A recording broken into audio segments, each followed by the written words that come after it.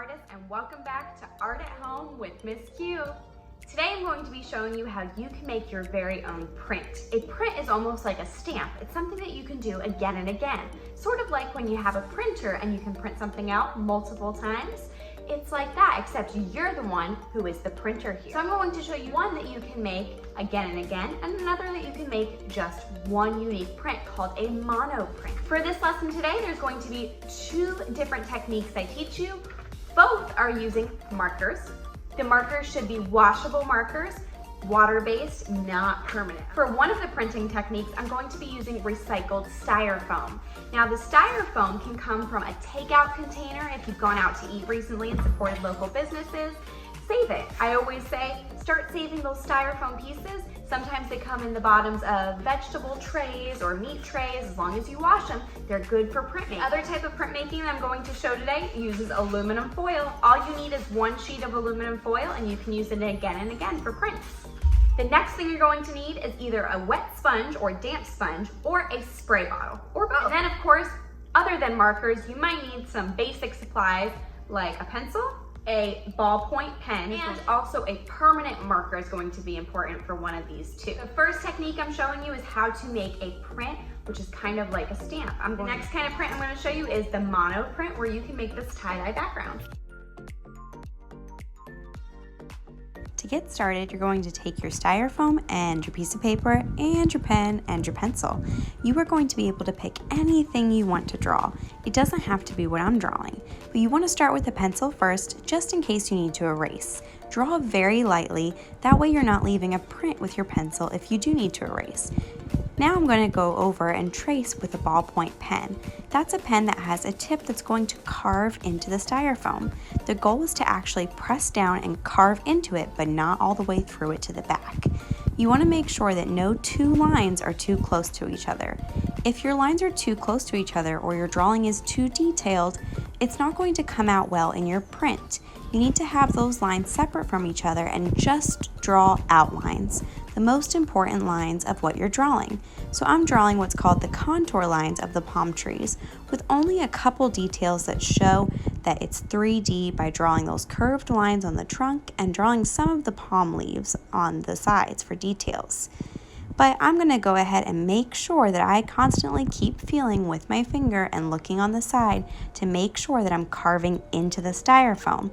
I am not just drawing on top of it. I have to actually be able to feel it and see that indentation.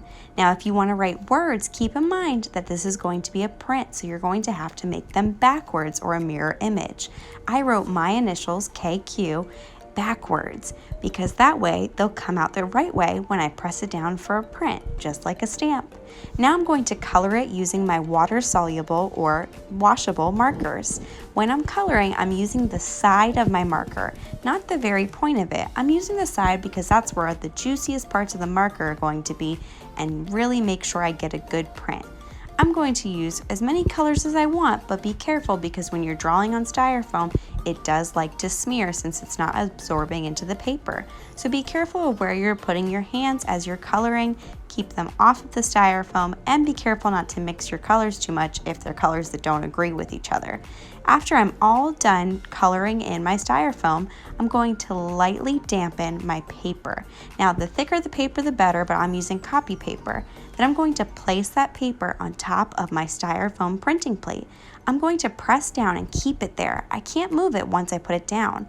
Then I'm going to pull it up and see my print. Magical.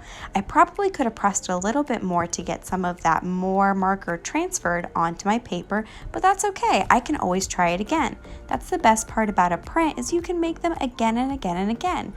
A lot of artists usually sign, date, and title their prints. Sometimes they even number them so they know what number print it was, if they did it first, second, third, 500th, I don't know.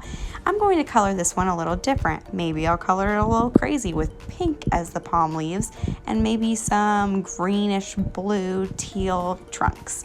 I'm going to color this one a little bit crazy and I'm going to call it electric palm. When I'm printing this time, I'm going to do it a little different. I'm going to use my sponge to get my paper damp but not soaking wet. Then I'm going to do it differently where I put the stamp down on the paper instead of the opposite way that I did the first time. It's up to you which one you like to do better, but as you can see when I do it this way, I can see through the paper and I know when to pull it off, so that's always a good idea. Now I'm going to let these dry. While I let these dry, even if I'm done with my styrofoam, I don't have to let it go to waste. It's already been recycled once, but I can recycle it again by cutting out some of those shapes and even painting them. Now I could make a 3D masterpiece or use them as paint stamps. I can do all different kinds of things with these styrofoam pieces, making my own stamps. Now this is for part 2. If you want to do another kind of print or don't have styrofoam, for this kind of print, I am just going to be using paper, markers, permanent marker, and aluminum foil. I'm going to draw anything I want with my permanent marker on my piece of paper. Now this doesn't matter with the lines. You can have this drawing as detailed as you want, but I suggest not taking up the whole paper because you're going to be making a print for the background. So I decided I'm going to draw the silhouette of palm trees. A silhouette is what you would see at sunset where you just see the outline and it looks dark, maybe like even black, even though the palm trees aren't really black. So I'm going to work on my silhouette, just those outlines. Remember, you can draw anything you want. You could even use a YouTube channel to help you with a directed drawing if you're stuck on ideas. Then I'm going to sign my paper and now take out my aluminum foil. I only need 1 sheet of aluminum foil the same size as my paper. After I have that out, I'm going to use my markers. Now I'm going to decide to do a tie-dye spiral. If I want to do that, I'm going to do the tie-dye as rainbow. You don't have to do the same pattern or the same colors, but keep in mind that because you're making a print on a smooth surface, only analogous colors are going to blend well together. Analogous colors are colors next to each other on the color wheel, so that's why I'm going in rainbow order. You can also think of it as cool colors and warm colors don't mix well together if you take 2 of them and blend them together.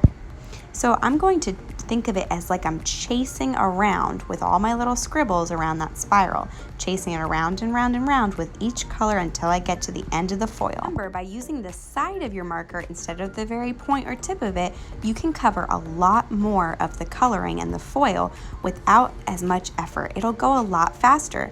Don't give up though, you have to make sure that all the foil gets colored, otherwise your print's not going to come out as good. So persevere, color that whole thing, and now we're ready to spray it. I'm going to use my spray bottle to lightly mist above my paper. And then I'm going to place my paper face down on it. Now if it doesn't come out perfect, that's okay. You can respray the foil, you can redraw on it, and you can reprint. You just push that paper down, rub it, and then peel it up and see that magical print. Alright artists, if you were printmaking with me today, make sure that you share it with me. Alright, I can't wait to see what you create. Bye printmakers.